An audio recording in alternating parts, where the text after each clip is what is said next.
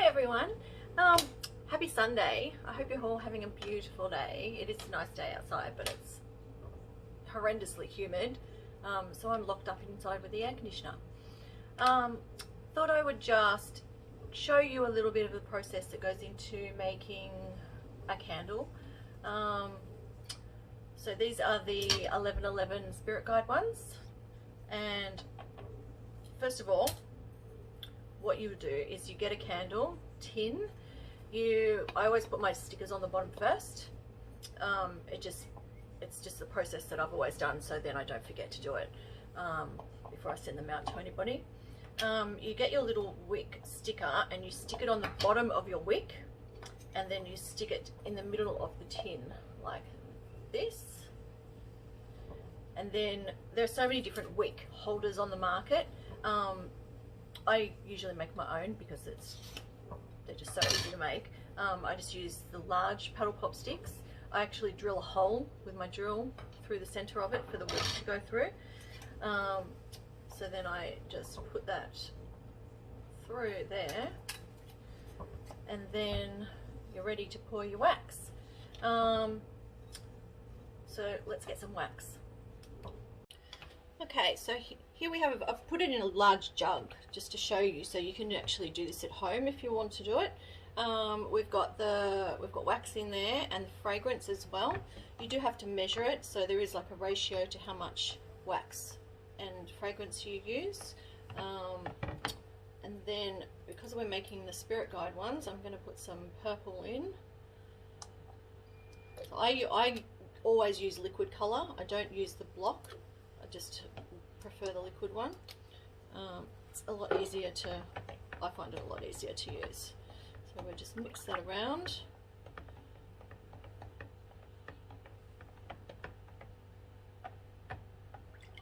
This is so easy for you to do at home.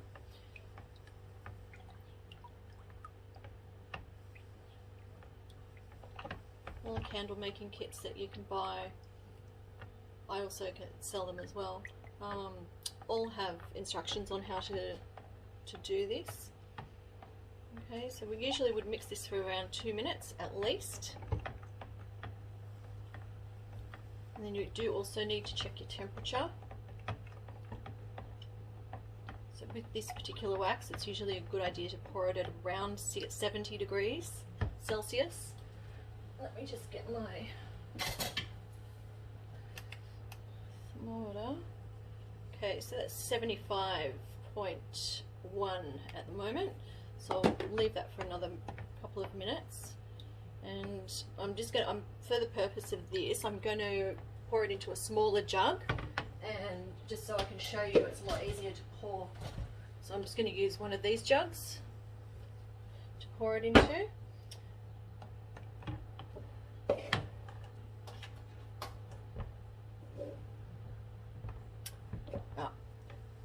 First, what I would usually do is test that I've got the colour that I want.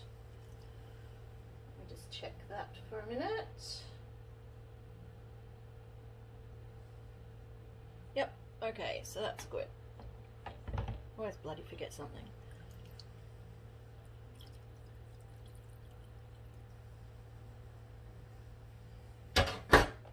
Alright, so we just pour it into here.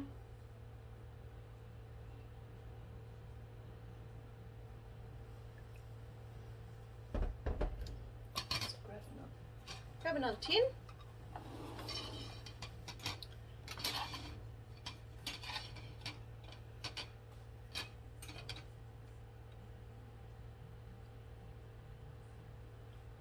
And fill them up. When I'm pouring them, I always fill them a little bit higher than they should be, because when the wax starts to cool, it contracts, so it will actually won't be as high as that when it's set. So then we just have to wait a few hours now for that to set. Okay, so I've just popped in the star anise and the 1111 black agate stones. we just need to, it's nearly set on the top, so I've just popped those in. I'm just going to cut the wicks.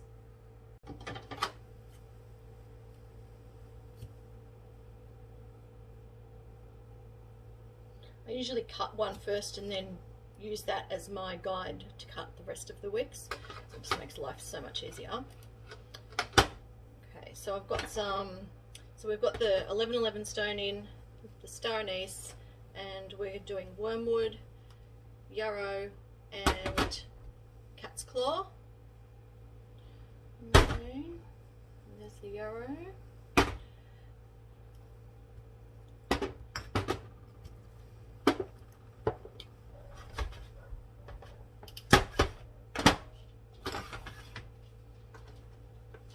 Right, we're just going to pop some red coral in. That piece wanted to go in by itself. Oh, and there goes one of my dogs. Of course, because I'm doing a video for you guys.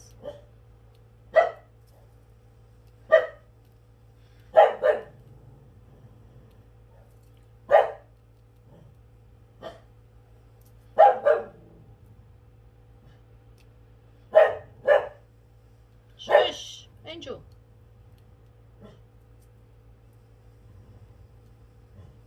Okay. And then we're going to put in some wormwood.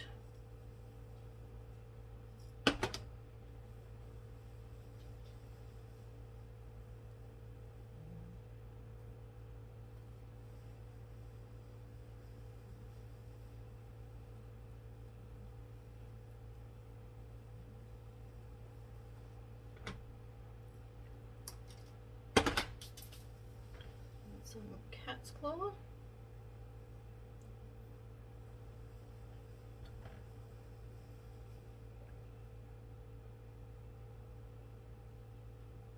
You could so do this at home.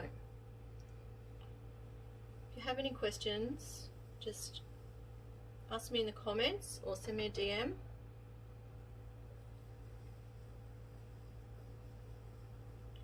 Right, and some yarrow.